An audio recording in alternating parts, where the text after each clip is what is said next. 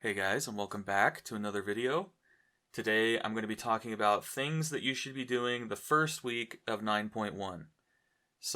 Obviously, spoiler alert, I'm going to be talking about the campaign in 9.1, some things like that might give you story spoilers.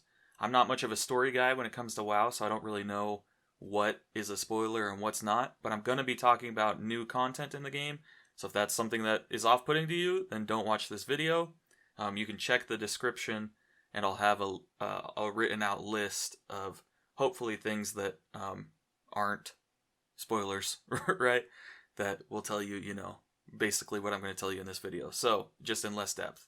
So, first things first, as we get into the video, there are two important notes that you should know before you start playing 9.1. So, number one, you can do this today.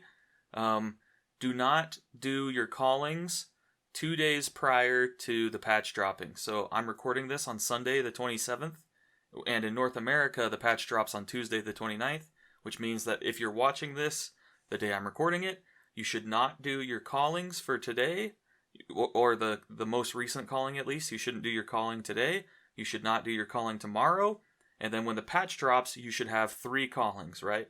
The reason for this is because this morning I was on the PTR on a fresh new renown 40 character that had done nothing of the 9.1 patch content, and I grabbed my callings, and all 3 of them awarded renown. So if you if Blizzard doesn't end up changing that, then that's potentially extra renown, right? So if you don't do your calling for today and you don't do your calling for tomorrow, then you could potentially have 2 extra renown on Tuesday that people who have done their callings on Sunday and Monday don't get, right? So very, very important, don't do your callings. If you're doing your calling right now, stop.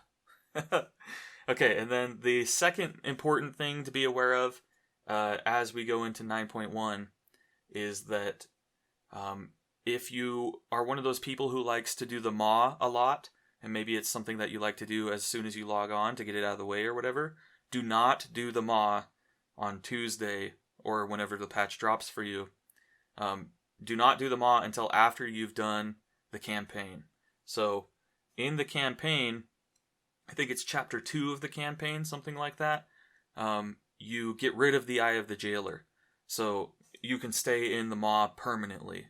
So if you do the maw before you do the campaign and you get the 5 stacks of the eye, then you're not going to be able to do the campaign because you have to spend time in the maw to do the campaign. And so if you're at 5 stacks, it's going to, you're going to die, right? And you won't be able to do the campaign, which means you'll be put an entire day behind the people who did the campaign first and then the maw, right? You lose nothing by saving the maw until after you've done the campaign, right? And you don't have to do the whole campaign, although you probably should do as much of it as possible, but I'll get to that.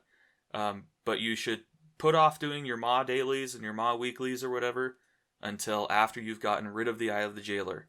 I know I'm kind of hitting this point a lot, but it's very, very important because you don't want to be, like I said, you don't want to not be able to progress in the Covenant or the campaign until the next day, right? Just because you happen to be proactive about your chores, right? So now that those 2 points are out of the way, I'm going to go through a list of things that you should do. The first 6 or so in this list are things that you can only do one time, right? So like a weekly quest or something. So these are the things that you should do once probably on the first day of 9.1. And the order that they're in is the order that you should do them, in my opinion. So the very first one, you want to pick up all your callings. So you want to go to your Covenant Sanctum or whatever. Before you grab any before you grab any of the campaign quests, they're going to be telling you to come to Oribos to start the campaign. But don't do it. Go to your Covenant Sanctum first and grab all your callings. Grab your 1000 anima for the Reservoir quest, and also grab the rescue however many souls from the maw quest. If you watched my last video, and you're at 40 renown now, because you caught up like you should have, then you'll need to rescue 20 souls or whatever. When I first got on the PTR this morning and checked on my fresh character in 9.1, all of the callings and the 1000 anima quest gave renown. So you could potentially get 4 renown right off the bat by doing those different things. The Rescue Souls quest wasn't giving an emblem of renown. So you could potentially be at 44 renown before you even start the campaign, right? So that's the first thing you want to do. Just pick up those things. Don't go do them yet. And then the next thing you want to do is go kill the world boss. So the reason you want to do this is because there's a chance that you might get renown. Whether Blizzard has turned that off or not is going to be something that we won't know until we actually get into 9.1. But world bosses have in the past been able to give you renown as part of the catch-up mechanic for 9.0, and the catch-up mechanic also includes callings dropping renown, and those still drop renown in 9.1, right? So by that logic, I'm guessing that the world boss will also have a chance to drop renown.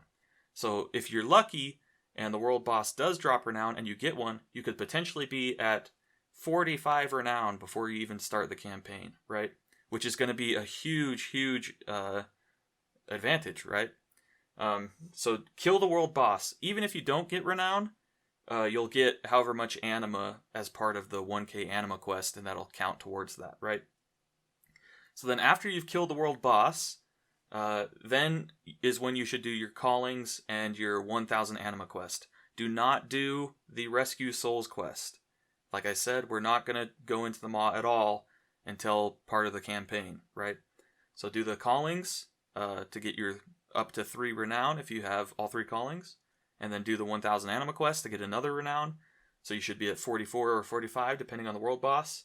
And now you can start doing the campaign. So go to Oribos or wherever and talk to the Primarch person and do, start the campaign. So after you've started the campaign, you'll do a couple chapters, and your priority is to unlock Korthia. So go until you unlock Korthia, right? It took me on my first try about 30 minutes to get to that point. So once you're in Korthia and you've established your foothold or whatever as part of the campaign, you need to stop doing the campaign and unlock the Archivist's Codex reputation, right? So it's not part of the campaign to unlock these guys. It's like a separate quest line, but it should be really easy for you to find and do. It took me about another hour after I had gotten to Korthia to fully get the Archivist's Codex questline finished and have it unlocked for me, right?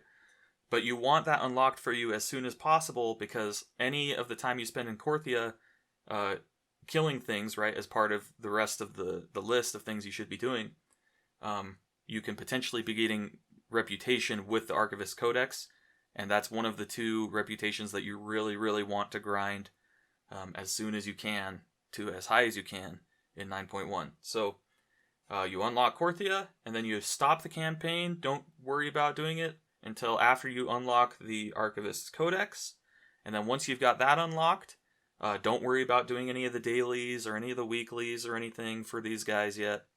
There's also the Death's Advance reputation, but that should unlock through the campaign. And they'll have dailies and things, but don't do those yet. And then after you've unlocked the Archivist's Codex, then you can continue the campaign. And this is where it's kind of up in the air depending on what is time gated and what's not. And so some of the campaign is gated behind renown levels, but if you happen to be at 45 before you start the campaign, and some of the campaign gives you renown, right, then there's a chance that you could potentially do more of the campaign. But as of making this video, I am not positive how much of the campaign is time gated. How much can you do on the first day, right? Mostly because when I got back on that character today, the fresh Renown 40 character, to go through the 9.1 intro experience again, the scenario that you do at the very beginning of the campaign was bugged. So I couldn't progress past chapter 1 of the campaign. And so I have no idea Because the first time I did the campaign, I did it on a renown like 60-something character. So there's a chance that I did more than you're going to be able to do the first day. But regardless, that's the next thing you want to do, is finish as much of the campaign as possible. If you can do all 9 chapters the first day for some reason, I don't know if they're going to let you do that, or if that's something that is going to be gated behind renown, right? That kind of thing. Then do them. Yeah, if you can do them, then do all of it. But if you can only do up to chapter 3 or something, then do as much of it as you can. And that's going to be one of your things that you're going to continue doing as much as you can over the rest of the week. If you happen to get more renown for some reason, or there's other time-gated things about it, right? So after you've done as much of the campaign as possible on the first day, then the next thing you want to do is the highest Mythic Plus key that you can, right? So there are people out there who are saying you need to do a plus 20 the first week and a plus 19 the week before that, or a 20 the week before 9.1, a 19 the week of 9.1, and then you'll have a 15 the next week. But there has been no official word from Blizzard on how much they're going to reduce your keystone level going into the new Mythic Plus season. So for all intents and purposes, they could reduce it. They could reduce everybody to 10, right? Who's to say they're not going to do that? They haven't said anything about it. So your best odds, people will tell you that in the past they've done it by -4, or in the past they've reduced it by -5. So you should do, like a 20 or a 19 if you want a 15. But like I said, there's been no official word yet on what they're actually going to do. So there's a chance that it's different, right? So your best and safest option is to just do the highest key you can. If you can do a 26, you should do a 26. Because then, if they do end up reducing it by, let's say, 11 levels, right? If you do a 26, you're safe, because then you have a 15, right? And I know that's a bit of an extreme example. Most people cannot do 26s, but the idea behind it is the same, right? If you can only do a 17, then do a 17, so that you can get as high a key as possible when the new Mythic Plus season starts, just so that you have a better chance at better rewards, right? Okay, so now you've finished all of those first 7 or 8 things, right? Where they're things that you can only do once a week. It's you can make like a checklist, and you could be like, okay, I've done my callings, I've done the world boss. These are all one-time things. So at this point, you're done with the one-time things. And if you have enough time, you can potentially do all of those one-time things in the first day, right? Depending on, like I said, how much of the campaign is time-gated, you might not be able to finish the entire campaign, but that's just something that you can continue doing over the week or the following weeks if it happens to be like that. So your priority for the rest of the week, after you've done all this first day stuff, should be as follows. So the very first important thing is to do your covenant callings again, as long as they're awarding renown, right? So if you get a calling and it doesn't say in the rewards that it's going to give you a renown, then you can stop doing your callings, because they don't matter beyond the renown that they drop. And in the past, with the catch-up mechanic for the callings that drop renown, once you hit a certain level of renown, they stop giving renown. So there's a chance that you'll get your first 3 callings on the first day, and you'll do them all, and you'll get renown from those, and then you'll never get renown from callings again. In that case, you don't have to worry about doing them. But as long as they are dropping renown, you should do them first. Because like I said, there's going to be a level where, if it's like in 9.0, there's going to be a level where they stop dropping renown, and you want to hit that level through callings before doing the campaign to hit that level, right? So then the next thing you want to do after you've done your callings, if they're still giving renown, is continue the campaign, right? Because renown should be your priority, and doing the campaign unlocks a bunch of stuff and gives renown. So if you haven't finished it the first day, or you can't finish it or whatever, you want to continue it if at all possible in the following days. If it's not possible to continue the campaign for the rest of the week, then don't worry about it. But if it is, continue it. And then after you've continued the campaign, done as much as possible for the day or the week or whatever,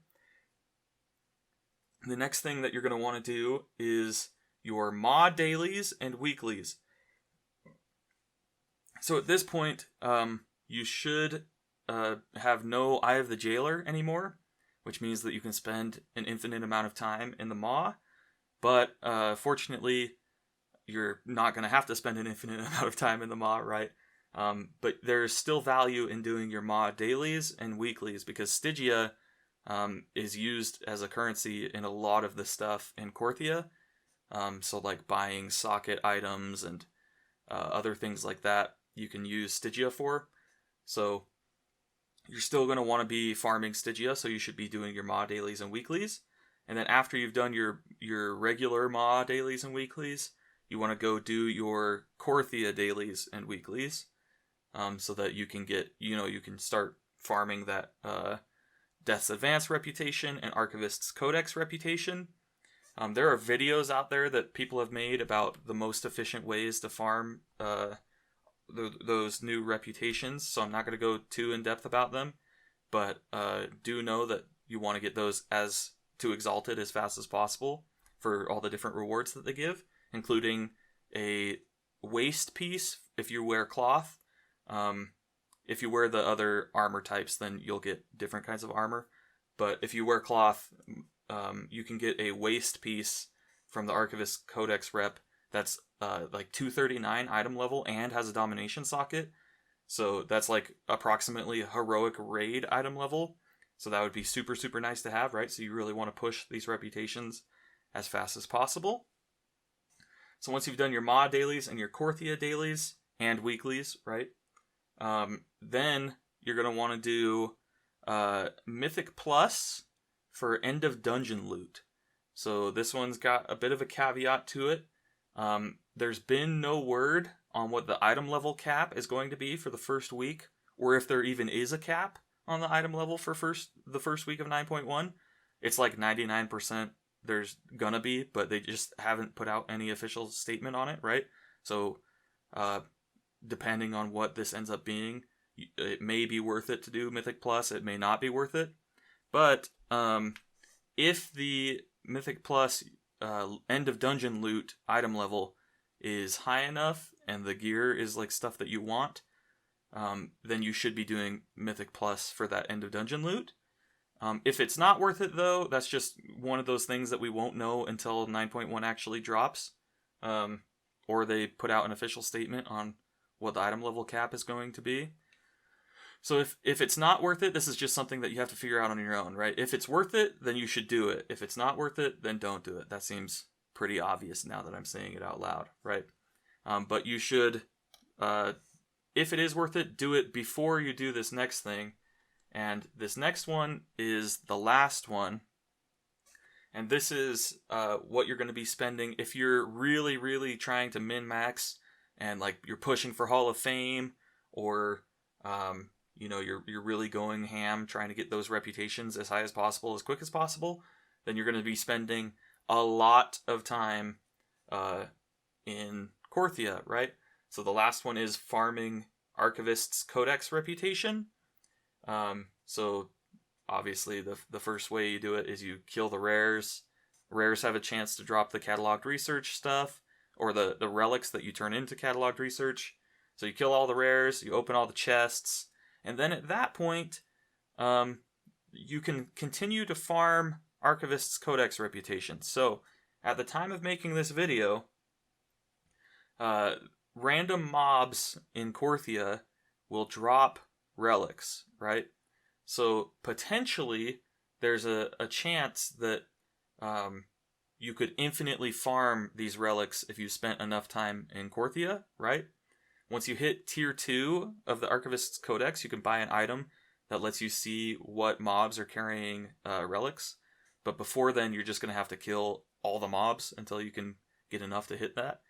But once you do get to that point, like I said, there's a chance that there's no cap, right? Because the rares, right, are a certain like encounter, and once you kill them once, the game like checks a box or whatever and is like, okay, you've got your relics for the day from that rare, so you can't get any more from that rare. Same with treasure chests, but with individual regular mobs in Korthia, it's not clear whether you're only going to be able to kill, like, let's say some Mossworn guy drops relics, right? And it's just random on whether he does or does not, right? And so you kill him, and he does, and then the question is, in the future, if you kill him again, will he drop relics again, right? And it's unclear whether that's going to be the case or not. So if it does turn out that you can kill the same mob twice and get relics both times, then that's really, really good evidence that you should just spend the rest of your week, right? If you're really trying to push this reputation, you just spend the rest of your week farming these mobs in Korthia. You make like a big 40-man raid group or whatever, and you guys all just go out and kill all of Korthia, you know, for 8 hours a day or whatever as you're farming this reputation. So, that's all the stuff you want to do the first week. It's really important to get as much renown as possible. It's really important to get as much of the reputations, the new reputations, as possible. It's very important to get as far as you can in the campaign as possible. And those are like the three really, really big things. And then on top of that, you want to do, you want to get your Mythic Plus key as high as you can so that you can have a higher Mythic Plus key when the season opens. And then, yeah, you're mostly going to just be spending a ton of time in Korthia. So those are the really big ones. Hopefully this video was helpful for you. If you found it helpful, leave a like. Feel free to share it with your friends even. Subscribe if you haven't, that kind of thing. Check the description for like a list of these things and timestamps and things if you want to skip around and see what I said about certain things. And I'll catch you guys in the next video. Peace.